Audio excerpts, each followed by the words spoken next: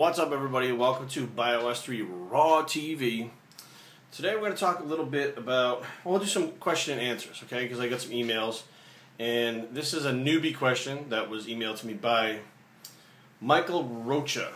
Now, I don't know what his name goes by on the YouTube accounts and stuff like that. But Michael asked me in a recent Hodge Twins channel video, they did a collaboration with Cali Muscle, which I'm not sure who Cali Muscle is, so I probably should look into that. He states, I think this is the Cali guy, he states that it's better to keep tension on the muscle and not fully lock out. He goes to say that many pro bodybuilders do this. Is it true? Well, first of all, if you guys have watched some of my videos in the last 2 years, yes, that's how I train. I keep tension on the muscle the whole time. It is a constant tension. It is very little pressure on the joints. And I do feel like when you're doing like a full lockout on anything, whether it's a squat, a bench press, a dip, anything, that the joint system actually does lock it out and the muscles do get a rest. Now, on the flip side, yeah, many pros absolutely train like this, but it's not like they plan on training like this. It's actually very instinctual, okay? So it's not something like you go, oh, I found this technique, I'm going to use it. They actually learn over time that by putting the pressure on the joint, it gives them joint issues. It hurts. You know what I mean? You're using these heavy weights for a long time, and next thing you know, oh, my shoulders hurt, my wrists hurt, etc., etc. Well, how can I avoid this? And you wind up training a little bit lighter and trying to feel where that range of motion is. Like, it's kind of like a groove that you get into that keeps the tension on the muscle. So it's a constant tension technique.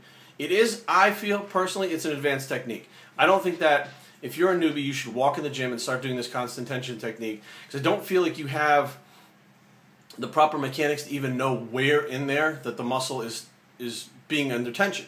I mean, there is a point where you can feel the pec in a bench press in that mid-range where it just starts to let go and the triceps take over.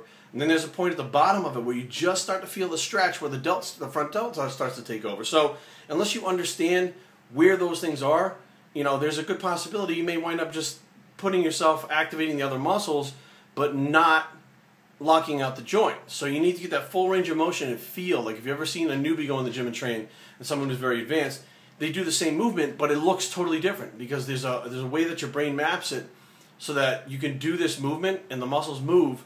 And once you get to that point, then you can do the constant tension, which the constant tension to me works really well with training to failure. Okay? The second question Michael had was, he's confused whether to bulk or cut. He says he looks skinny, but he has a belly and chest fat. He did a pinch test and his body fat came to 21%. He's looking to put on some size and be swole.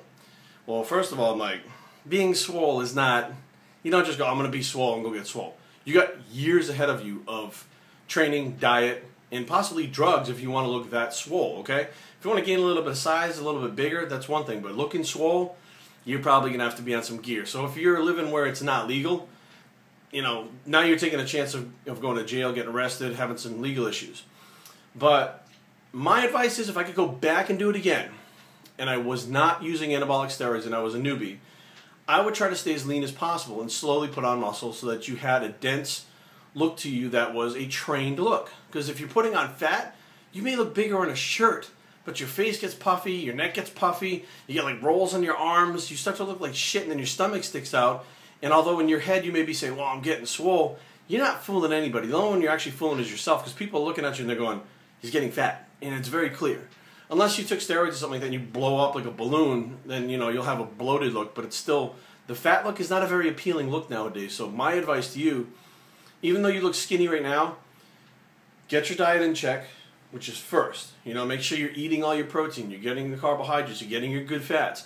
Make sure you have your supplements in place. A good multivitamin, good vitamin mineral.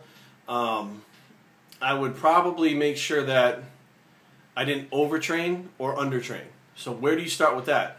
It's tough to say because everybody's different and you're a newbie. So there's a good possibility you could probably train a lot and not overtrain, but then all of a sudden, like that, be overtraining. And then there's a good possibility that you could be undertraining and not doing enough. So just, that's all individual. And I'd say maybe get together with a trainer or someone who's been around for a while in the gym and let them help you kind of build your program as to what you're doing. Stay with the basic compound movements. Don't do this isolation and cables and all this bullshit. Stay with what I call blue-collar training, the BioS3 blue-collar training. And what that is barbells, dumbbells, And if you have a back issue like me, a leg press. But other than that, really no machines. There's another question that I got on Facebook, which I'm going to leave this person's name out because I don't know if he wants his name being out there or what what handle he goes by on Facebook or whatever. But he actually contacted me and asked me if Big Bitch Formula will give you erectile dysfunction. When I asked him why he thought that, he said because there's creatine in it. I've never heard of creatine causing erectile. Well, fine, whatever.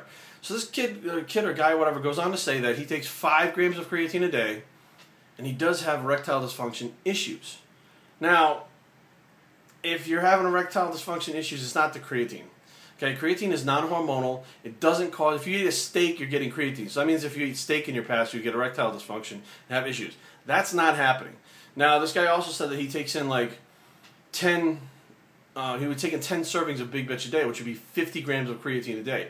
That's a bit much. If you're drinking 10 scoops of this, or 10 servings, which is 20 scoops, you shouldn't be drinking that much whey protein. That's way too much. It means you're not even eating any food, which means you're doing it wrong, okay? Plain and simple. You have to eat food. You can't get all your protein from, well, let me rephrase that. You technically can get all your food from protein supplements, but it's not going to digest the same way as if you had actual food in your system.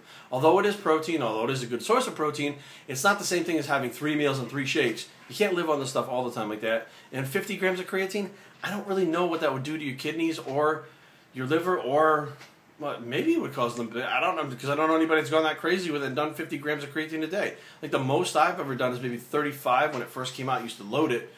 Other than that, I mean, that's probably the highest I've ever gone. I've never heard of anybody going over 35. So, my advice to you is, if you do get the Big Bitch Formula, 2 to 3 shakes per day, that's it, which would be 20 to 30 grams of creatine. And no, that will not cause problems with your mushroom tip, which is how he said it. So he must be a Hodge Twins fan if he's saying the whole mushroom tip thing. So that's all we got for today. If you guys have questions, stuff like that, email me, let me know. If you want them on a video, say it. If you don't, say it, so that way I don't put it on there and you get mad and say, why did you put it on a video and say my name? Now I feel like an idiot. All you gotta do is say, please don't put this in a video, but what do you think about this, okay? biologytraining@gmail.com. Leave comments down below. www.biologytraining.com is the blog, and we're out.